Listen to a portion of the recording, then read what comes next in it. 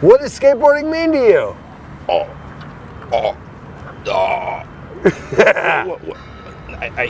I don't understand. 就是滑板对你来说给你什么感觉？生命力。生命力是什么意思？生命力。life power. Life power. Life power. Life power? Yes. You got some weird Morrissey fucking Venom thing going, don't you? All right, I like it.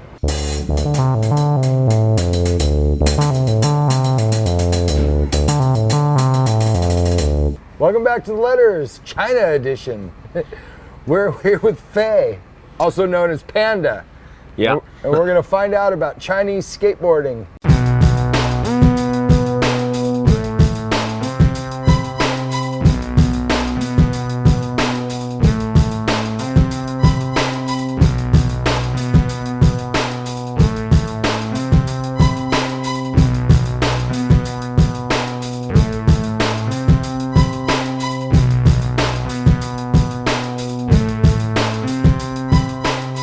How's it going, Faye?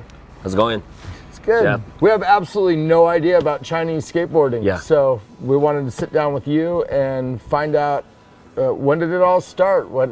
How's it going down? In China, it's very short history for skateboarding. Mm-hmm. I think the first group Chinese skaters should be started 1989. It's almost 30 years. How did it get here? In the first 10 years in China, only one skateboard brand is the Powell Peralta. We were the only game in town, but there was no game.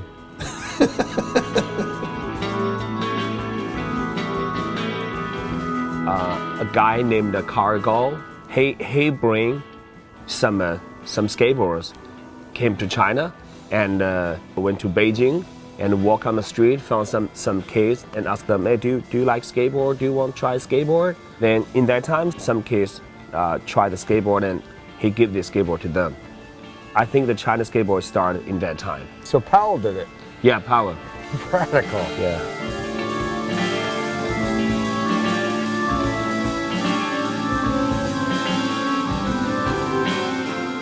China was an opportunity that came up in the late 1980s. Nixon had opened up, theoretically, a relationship between America and China, and there was really not much going on. Our team was at the peak of its fame. The Bones Brigade in 1987, 1988 was peaking in popularity.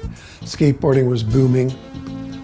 It had spread to Europe and to quite a few other South America and Mexico and Canada. So we fully expected that, of course, the Chinese would be interested in it too. The Bones Brigade is the first skate team we know from the foreign country. Mm-hmm. Yeah. Fred, were they the first to visit? Who was the first to come and visit? What is his name? What is that guy's name? That one, Steve Caballero, that's his name. Oh my God, he's gorgeous. Steve Caballero. Nice. In 1994. You know, back in the early 90s, George approached me and Danny Wainwright and said, hey, what do you guys think about, doing a little skate tour over to China? It'd be neat for you two to go over there and represent Powell. And so we did, we went. It was definitely very quiet over there when it came to skateboarding in our industry. So never thought that one day I'd ever be traveling over there. Danny Wainwright and Steve Caballero went on Powell's 1994 tour to China. Check out the footage.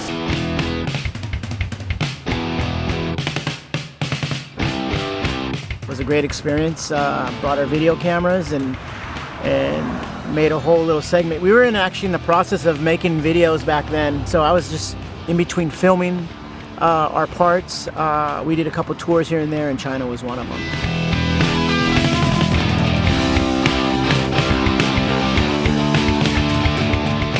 We're very happy, we're very lucky to meet these pros in China. Before 1994, I don't know how many skaters in China. When I arrived at the venue, I saw maybe 200 or 300 skaters from every different city from China. Yeah. I'm shocked.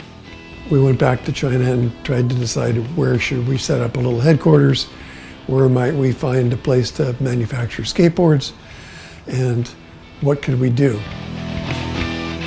What I wasn't cognizant of at the time was that China had a problem with population and had limited the number of children that each parent could have in the cities. Unbeknownst to me, they did not want their one child to go and become a skateboarder.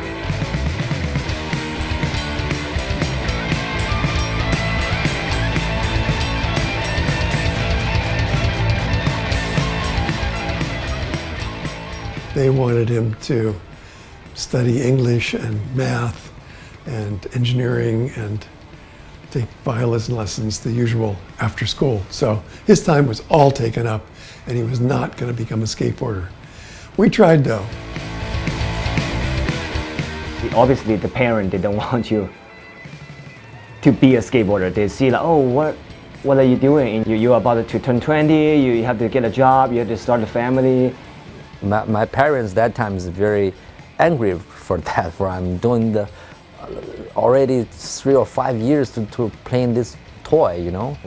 As this is it's just a toy. It's when you're a kid, oh, no problem, you can play that. But now you are going to army school. You're gonna be an army officer later, and you're gonna work, and you're still playing this with the kids. No, you can't do that, and it's dangerous actually.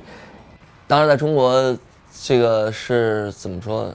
就我们上学，老师教我们是大家要一样，不可以不一样，每个人要一模一样。然后你不能求同不存异，就是你不可以与众不同。但是我就觉得当时你要追求自己的东西，你要与众不同，就是这样。I even don't know why I choose a skateboard in that time China. No culture about this, even skate culture or any culture in China. In that time China just starting to open and can receive a little bit the Western culture. 我最早的时候是90年代的时候就看过一部电影，叫什么《Limited Q》，或者是《危险之至》，中文叫《危险之至》。然后看了那个电影以后，我开始滑板。Gleaming Tube. That's the only movie concerning about skateboarding into China at that time. For most of the skaters, the same time as me, in China, there was a very big influence from a movie named Climbing Cube. Yeah, Gleaming the Cube. Yeah. Gleaming the Cube, yeah. Right? I don't know what's worse, you know? Being blown up in nuclear war or having a 7-Eleven on every corner. I feel like my chair's a little lower than yours, but whatever. It's fine. You want to switch? No, I'm fine. Don't you think I'm a little lower? Yeah, probably. Let's switch. Because I don't like going right anyway. Okay. Thanks for sitting down and doing this with us. This is insane for me. Thanks, man. It's really cool. 9 out of the 10 skaters that we interviewed cited Gleaming the Cube. Wow. It's always thrilling. I mean, yeah, you never know how something you work on is going to affect other people, and even if it is far away and in another land, I mean, it's pretty exciting. It's great. And it pops up 20, 30 years later? Yeah, isn't that incredible? Yeah. I mean, it's ridiculous to think that there's going to be anything in 30 years, you know? That movie is like a Bible in that time in China. I'm certainly thrilled to hear that it is playing a very positive role in other people's lives. Yeah. It's fantastic. Sweet. Yeah, man. Art for art's sake. There we go.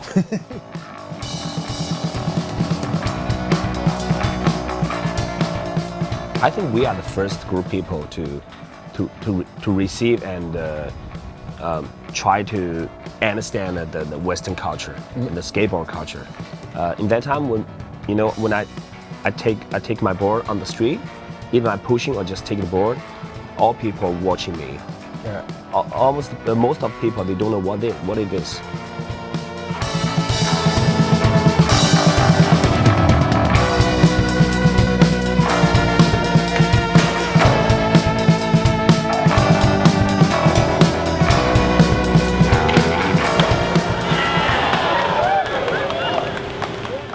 You know, it's really crazy. You know, so like I'm from New York, and when I was growing up as a kid, New York was not California.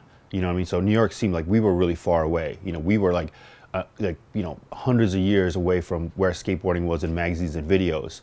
But then, you know, when you talk about China, I mean, it was like light years away. You know, planets away.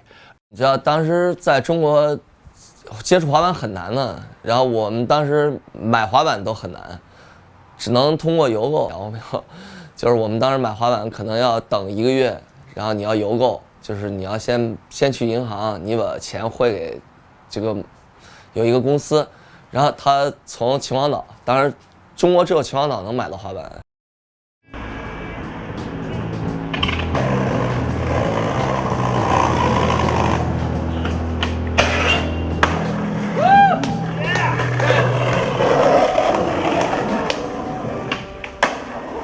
We can cut the time is from 2,000 years. Yeah. Before 2,000 years is one era for China, and after 2000 is another new era for China. At that time, I believe it was year 2003. It was Anthony Clairvaux. He worked for 411 magazine, and they've been to Hong Kong for a few times already. And then they were try to ask people, like, hey, is there any new spot to skate? And they brought Anthony to Shenzhen, and they like the only thing they said was, we never seen that many marble spots before or ever.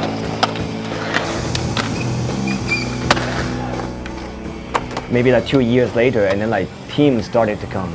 It was team after teams, you know, like every week, and like you can name every major skateboard company. They all have been to Shenzhen. Hong Kong has always been the same. That's where I went first. Shenzhen, right across the border, was a fishing village. You know, it was nothing. There was nothing there. With the social changes that Deng Xiaoping affected, Shenzhen became the gateway to the West. It became a hub. It, you know, had commerce. It had trade between Hong Kong and Shenzhen. Ended up being really good ledges and plazas, and that's why we went. And then from there, I got to see, you know, Beijing and Shanghai radically transform from, you know, really low buildings, you know, like dusty streets, nothing to skate, to the skate mecca that it is today. All of those videos in the last 10 years have all had clips in China because, you know, they're like, fuck, I need a film, let's go to China. We can come here, I could bring a skater, we can go for, you know, a week and a half, 10 days, and people can come home with 2 minutes of footage. That's really what it is.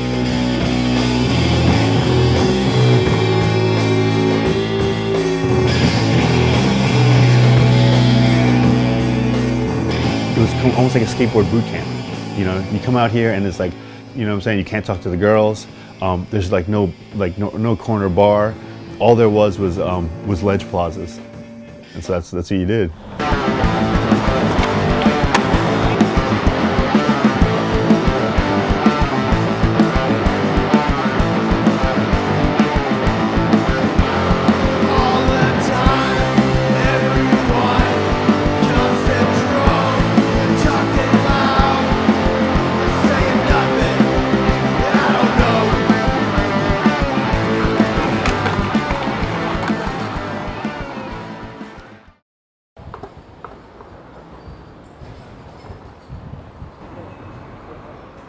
What's the importance of a skate shop to a scene after having one for 20 years?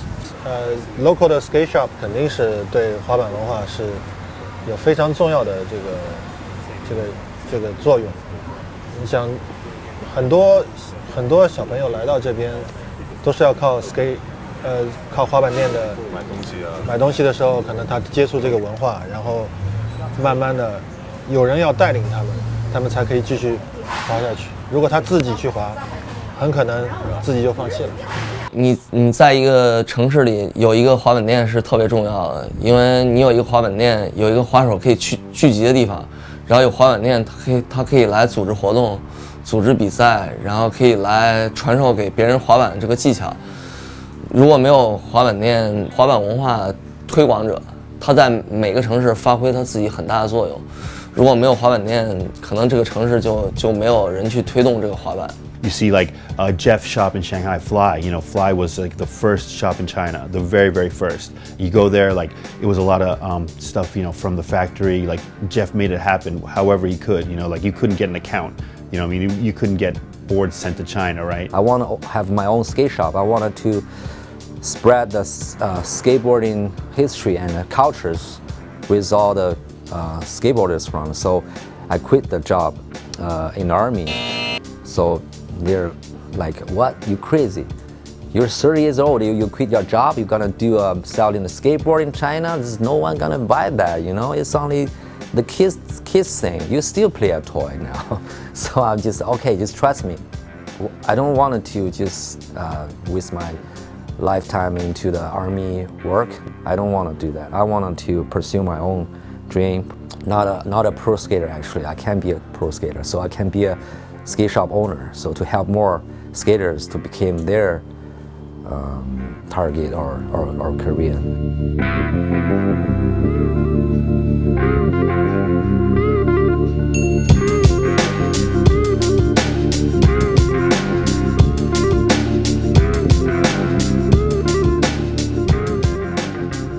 There were no formative years of tic-tacking in the grass. It was straight to Love Park.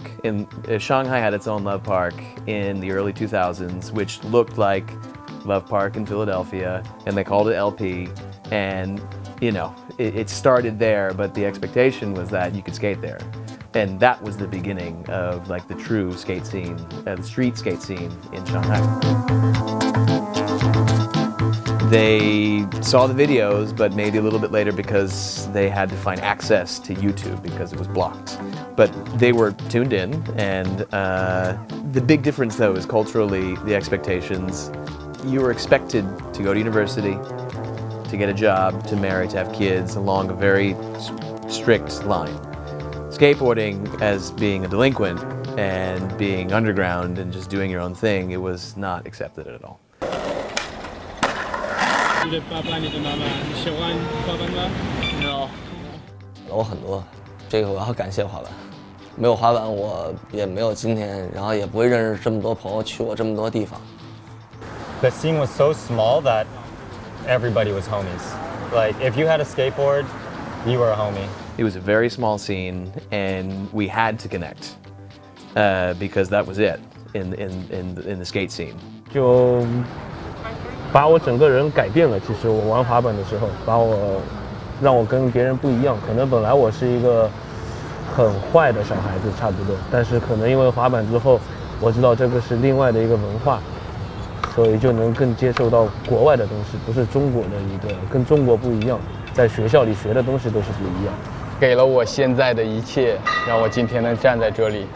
对，我对滑板和滑板的人都很尊重，对，很认真的去对待它，我站在上面的每一分钟。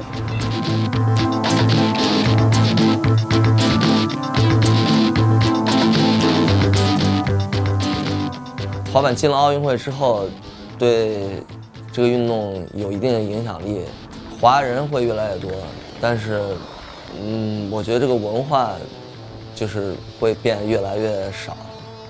然后我是希望它能够作为一种文化发扬下去，而不是一种单纯运动，像足球、篮球、排球一样。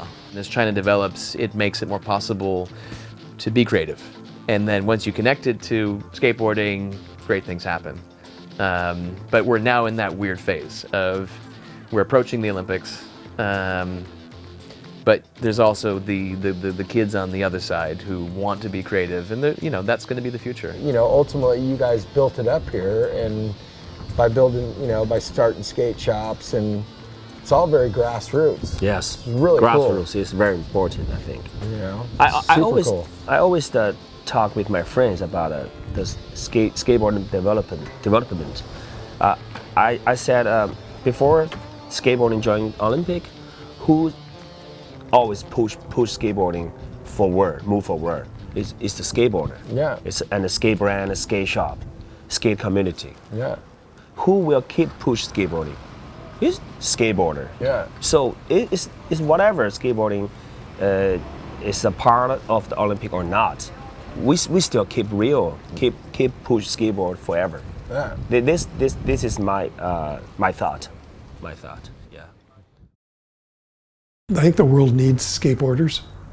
It needs people who push back and who don't just take dogma at face value and accept whatever people tell you. They go, wait a minute, let me think about that. That doesn't sound right.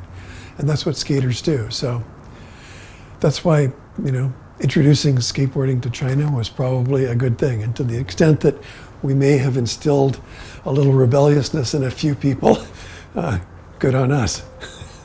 Good on them.